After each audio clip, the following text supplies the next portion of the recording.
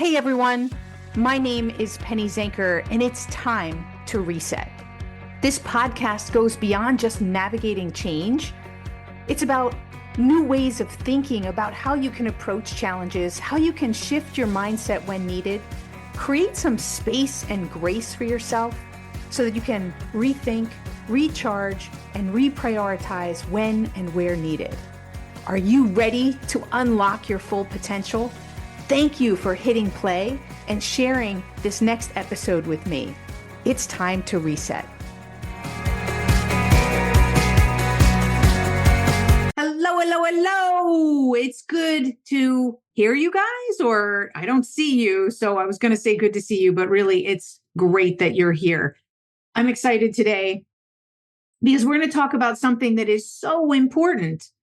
It's at the heart of our productivity, or at least that's what I wrote about when I was asked to write one chapter on productivity. I thought, whoa, that's a huge topic. What am I going to talk about? And I said that it was about decision-making, which is the heart of productivity. And it definitely is something that we need to think about and how we make decisions, because the truth is, we make a lot of decisions per day. I saw a statistic that we make 35,000 decisions a day.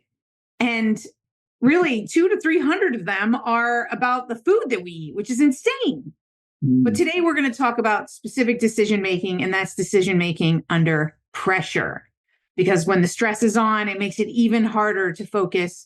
It makes it harder to make those decisions and make the best decisions because we're under stress. So I'm excited today to have Kevin McIntyre with us because he is the guru in this space. He's a professor of business communication, FEMA certified crisis communication instructor, a Fortune 500 leadership trainer who has coached over 6,000, I said 6,000 leaders in public speaking and crisis management. And he has delivered interactive workshops and keynote speeches to audiences from small to big at various different conferences. And his expertise is in helping executives, teams, and professionals master decision-making, reduce anxiety in these high-pressure situations, and turn crisis into opportunities. So perfect. Without further ado, Kevin, welcome to the show. I'm happy to be here, Penny, and welcome to our guests. So what makes you the decision-making expert? Like, we all make 35,000 decisions a day. So why you? Well, decisions fall into two categories. One is hierarchical or heuristic. You used the right word here as a professor, heuristic. Heuristic just means it has a lot of meanings, but one of them in the decision-making process is decisions we make without giving it a lot of thought. So if we had to sit down and analyze those 35,000, for 4 or 5 minutes, we would run out of time. And you're a productivity expert, and you know that time is limited. Time is very important. And it's also extremely important when we're trying to make those more critical decisions. So I'd like to start with a story. Yeah, and what I'm going to share with the listeners today is not only good for business people when they're making those critical decisions, but also in your personal life. And I would ask the question rhetorically, of course, have you ever made a bad decision, or am I the only one? You're the only one, Kevin. Nobody on this show has made a bad decision. We've never made a bad business decision in our life, especially when the pressure was on. So my job in my marriage is to do the preponderance of the grocery shopping. My wife hates to go to the grocery store. I actually find it therapeutic. So, and I'll be going later tonight. So I was walking into the grocery store one day, and I'm a car aficionado. I like really nice cars. And I saw this car model to the right in the parking lot that I hadn't seen before. So I walked up to the car and started examining it, and it had tinted glass. I didn't realize someone was inside. And this guy, they thought, who's this creeper? Yeah, exactly. This rather large human being pops out of the driver's seat. Can I help you? And I said, I was just admiring your model here. I've not seen this car before. I said, you must be very proud of your car. Yeah. I was like, oh, tell me more. Well, I bought this car couple months ago, and I didn't have a good credit rating at the time. So now I have a 16% interest rate on a $45,000 luxury car. My payments are $899 a month, and I forgot to check on how much the insurance is for a luxury car. That's another $500. And I'm a young, up and coming professional, and I don't make enough money to live and to make this car payment. So, given on Wow, you guys went deep really quick. Like all of a did, sudden, boom. I mean, he just completely opened up. And I said, "Was there a woman involved in this decision?" He said, "Absolutely." He goes, "And we're not even dating anymore." Oh, right. Isn't that the worst? He specifically bought the car under pressure of trying to impress his lady friend at the time and made a terrible buying decision. Self-induced pressure, obviously, but right. pressure nonetheless. And is now stuck with, 7 years of $1,200-$1,500 worth of payments every month. Mm-hmm. In decision making, it's not only important to have the right process, but you have the right mindset. And I would say, from my experience over 25 years of doing this, you also have to have the right makeup. And what I mean by that is You mean the right lipstick? No. Wrong makeup. Okay. Wrong makeup. The internal makeup, your personality type, and your experience, really. Because what happens is a lot of people will try to take charge of an event or a crisis or something that appears as a crisis. Maybe it's on the horizon, or maybe it just hit the company or your personal life all at once. And not everybody is wired to be in charge of that crisis. A lot of people, well, I wouldn't say a lot of people, but some people in leadership positions, under normal circumstances, they're a great leader. They're a good leader. Right. But when the pressure's on, for some reason, something happens in their brain and they become overexcited and they start making decisions that are not optimal. One of the driving forces behind that, and by the way, if you only have those type of people at your leadership level, you have to deal with it. And the best way to deal with it is through preparation and practice. And so when a person is faced with a critical event, a critical situation, they need to at least appear to the team that's trying to resolve that situation as calm as possible. Now, I like to tell my students and my clients, you might be a raging tornado on the inside. Right, but you can't show. Be Lake Placid on the outside. It's like a duck, right? You don't see those feet underneath as they're going. That's exactly right. And so how do we do that? Let's stop for a second and give a tip. How do we appear calm on the outside when we're freaking out on the inside? Body language. So one of the things is, so my other expertise in it's teaching people public speaking and presentations just like this one. And through body language, how you carry yourself, your facial expressions, and this takes practice. And so if a person is practiced in preparing for an adverse event or a crucial decision, then they can practice their demeanor. It's like the executive presence. We realize if we're in a mixer or something and a person with executive presence walked into the room, we notice them. Why? Because their breathing is slower than everyone else's. They're standing tall, not arrogantly, but confidently. They move confidently. They're not in a hurry. They're not rushing around. They're not looking for the safe place to go in the room or to be noticed. They just get noticed automatically because of how they take the room.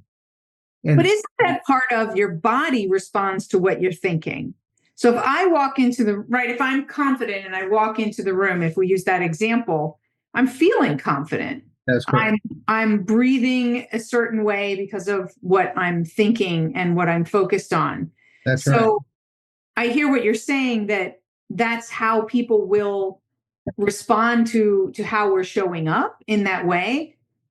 And so I want to come back to that question though, is even with practice, I think if you're freaking out, what can we do to reduce the intensity of the freak out? I think that I would like to start there, right? And then you can practice the body language. But I would imagine if you're too freaking out, that you're not going to be able to control the rest of it.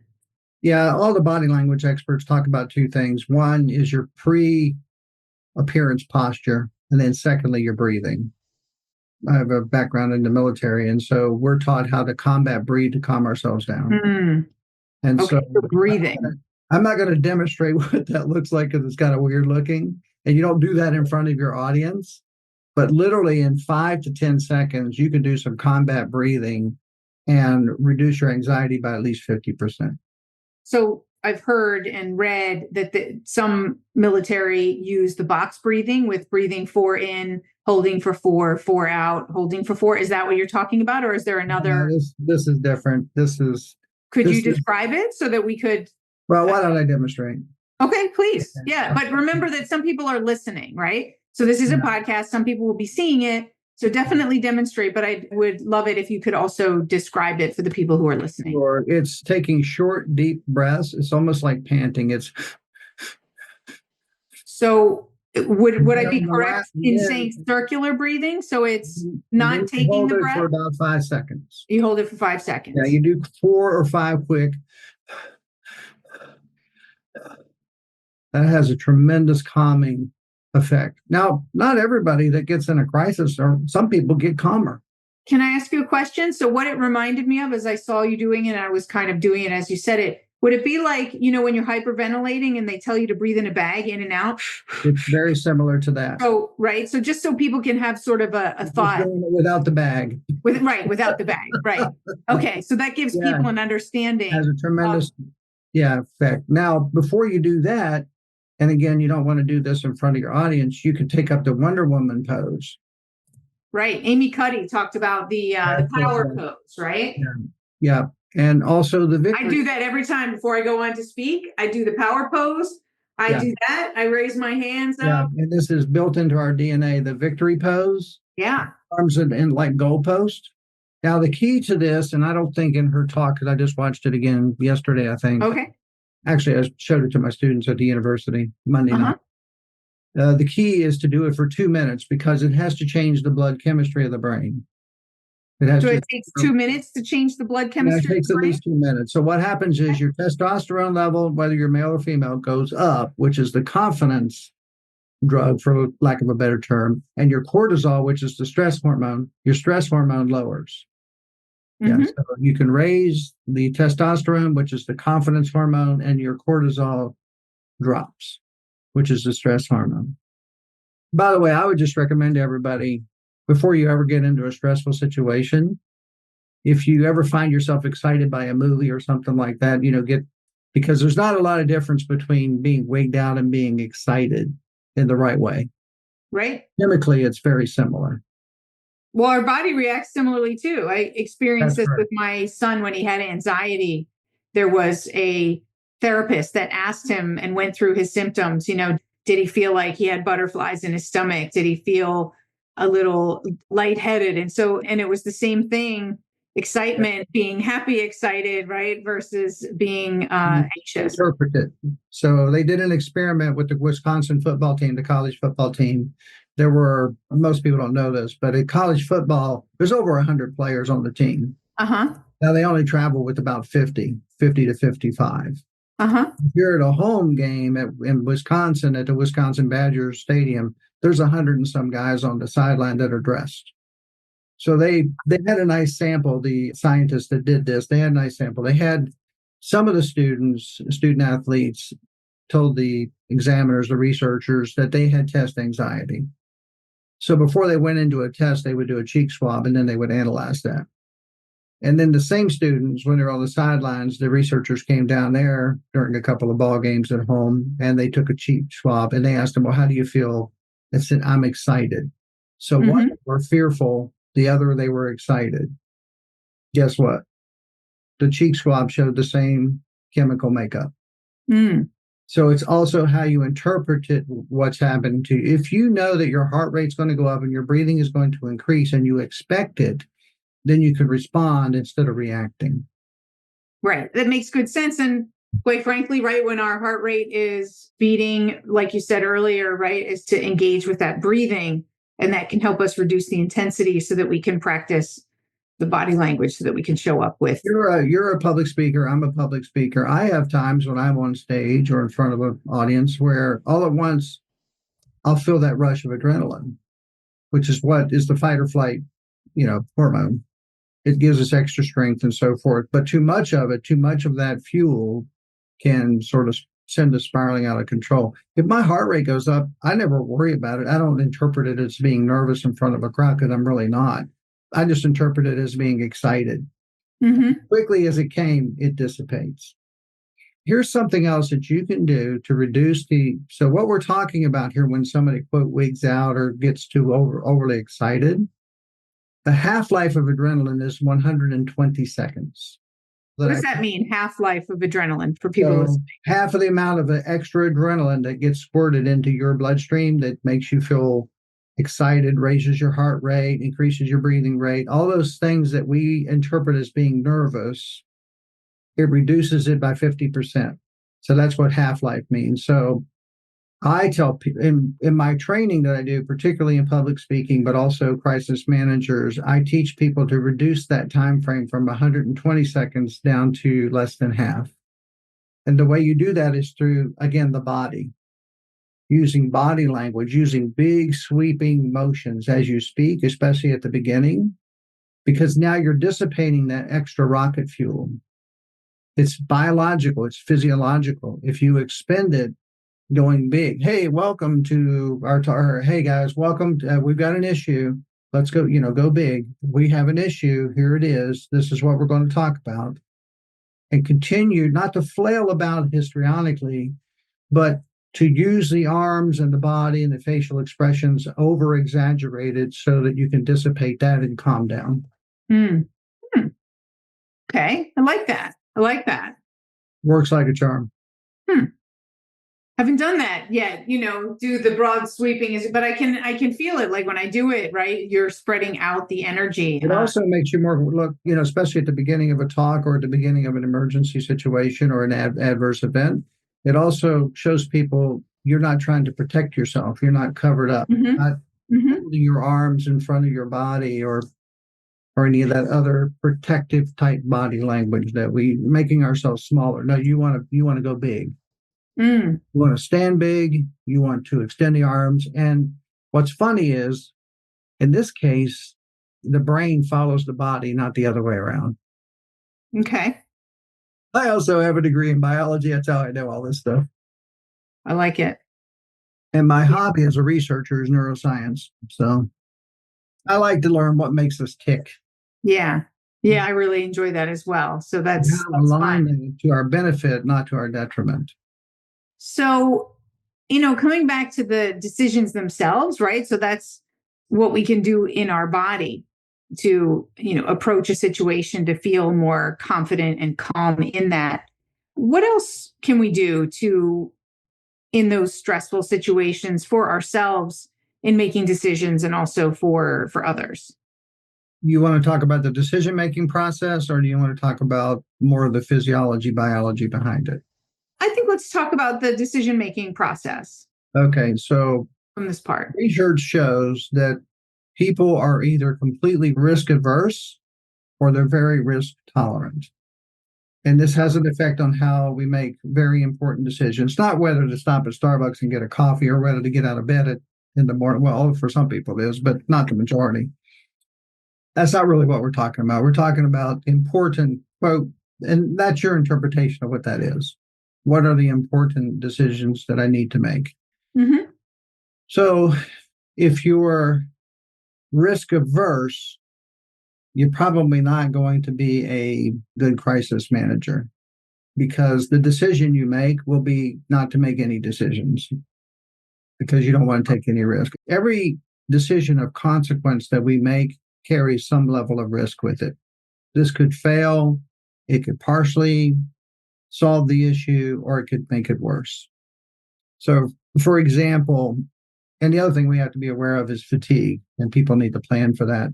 So when President Obama was dealing with the issue of the oil platform in the Gulf of Mexico, which is what it used to be called, don't know about now. But anyway, down there in the Gulf, where they had this oil spill, the news media was interviewing the CEO of BP, or the one that was in charge of that situation. And his response was, I just want this to be over so I can get my life back. Hmm. That is not what you want to say to the media. No, no, it's not. Their stock went, took a nosedive after that, Right. because the wrong person was in charge of getting BP out of that situation. Well, and really the world out of that situation. So I think what happened there, studies show that the longer we're up, the more susceptible we are to making bad decisions. So one of the things I do in my training of crisis management, and we're off track here a little bit, but just to lay the background, is you have to plan for a multi-day situation, because sometimes these situations don't resolve in just a few minutes or hours. Sometimes they go on. And fatigue plays a very important part of how you make decisions. The more fatigued you are, the less likely you are to make good decisions, even if you're calm, the right person in charge, and et cetera. So we have to plan for that. Usually 12-hour shifts with some overlap is what we train. Yeah. So, I mean, the interesting thing though about risk averse and taking risk, right? Now, I guess I'm thinking about business leadership, type of decisions, but I guess it could be also, family decisions, whether you're going to move or, Right. Take a job across the country. Right. Exactly. Those types of. Buy a $1.2 million house as opposed to the $500,000 one we're living in now. How does one find the right balance, right? Because you don't want to risk it all, right? Because if you've got a family, like how do you find the right balance where you ask the right questions or, to say, okay, well, what could this cost me? And at the same time, what could I gain from this? Like, do you have like maybe a framework or some questions that would help us to find that balance? Yeah. In every organization of any size, they have a crisis management team. Now, how effective that is debatable. It's very effective in the military. They're very good at doing this. Some corporations, for example, here in the Southeast, the Cobb EMC and the Southern Company, they're excellent at this. And so here's one that will really surprise you. Waffle House.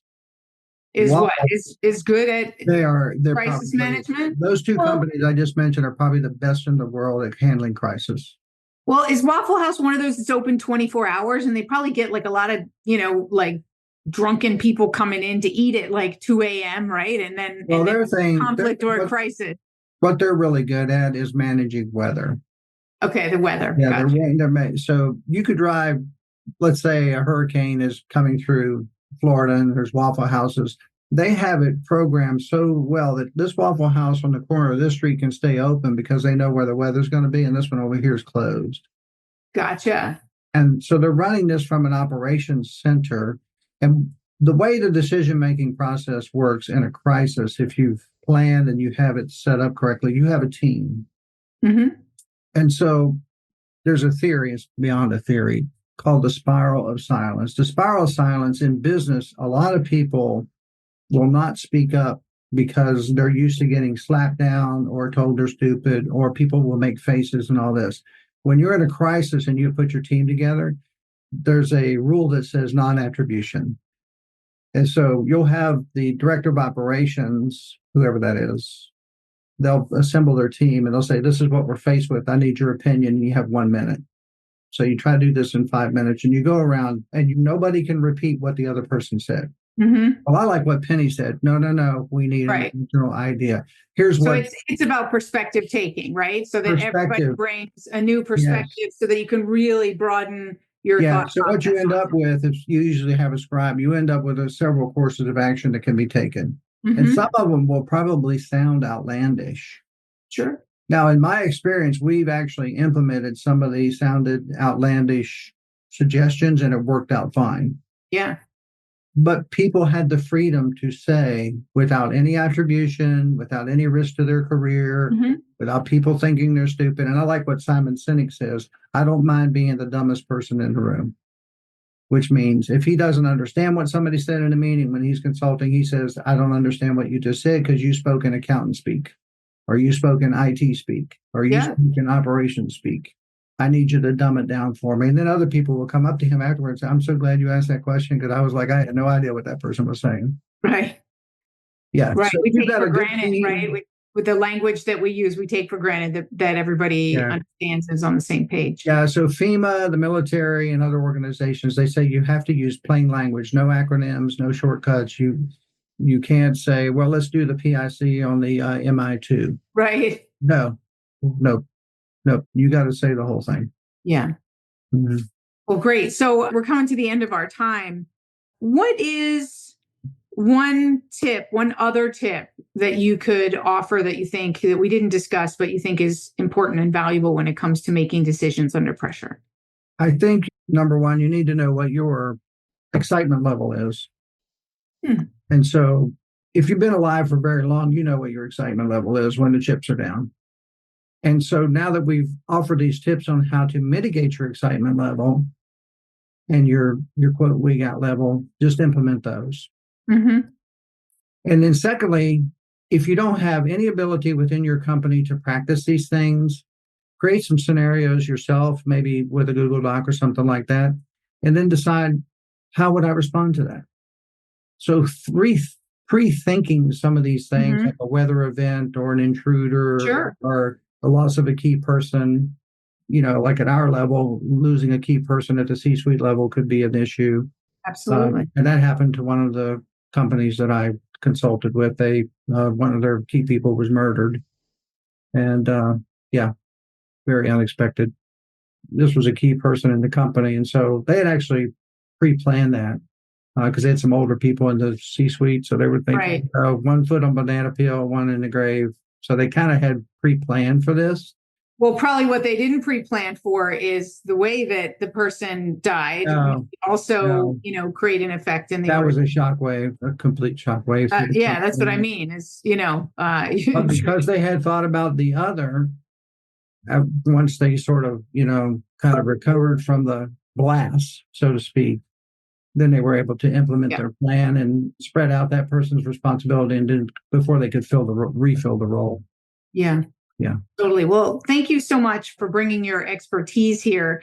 Kevin, how can people get a hold of you and find out more about what you're doing? Sure. My LinkedIn profile is Kevin C. McIntyre. So I've actually gone in and changed it from all those letters and numbers. Under that contact piece, it's got my email, my phone number, and my website. And my website is McIntyrespeaks.com, McIntyre, even though it's right here on the screen, McIntyrespeaks.com. So great. That's how they can get a hold of me. Awesome. Thank you so much for being here. Thank you, Penny. Appreciate it. And again, thank you all for being here. There's so much we could talk about under this topic, and maybe, we'll look to explore other aspects. But we got a couple of really solid tips that are going to help you that you can put into practice right away. I like the measure your excitement level. So first thing you do is ask yourself on a scale of 1 to 10, what is your excitement level? And then you can activate that breathing in and out, like we talked about, without the bag, but like you're hyperventilating in the bag, in and out, and be able to reduce that intensity so that you can then focus on how you're showing up, that you can slow down so that you can look broadly about the situation, so that you can look professional as you're dealing with the people that you're dealing with. And just know that you can handle this, whatever it is, whatever decision is in front of you, when you're able to, in my language, reset, to step back, to get some perspective and realign. And sometimes it can happen in a matter of moments. You'll be able to make the best decision that you can with the information that you have. And then, of course, if you need to readjust or reset again, you can do that. So again, thank you for being here. Put these into practice next time you have a big decision. Actually, I take that back. Put it into practice when you're making the smaller decisions, so it'll be available for you when you're making the big decisions. This is Time to Reset. My name is Penny Zanker. And again, so grateful that you were here. Please share this with a friend. Connect with us on Substack. Let us know what you want to hear, what you took away, what matters to you, because you matter to us. So we'll see you in the next episode. Take care, everyone. Hey, thank you for spending this time with me. It really means a lot. If you're feeling a little off, distracted, overwhelmed, stuck, or just out of sync, remember that's your signal to reset. And that's all it takes, just recognizing one reset moment at a time. So stay tuned for more tips, tools, tricks, stories, strategies, all here on Time to Reset. We'll see you in the next episode.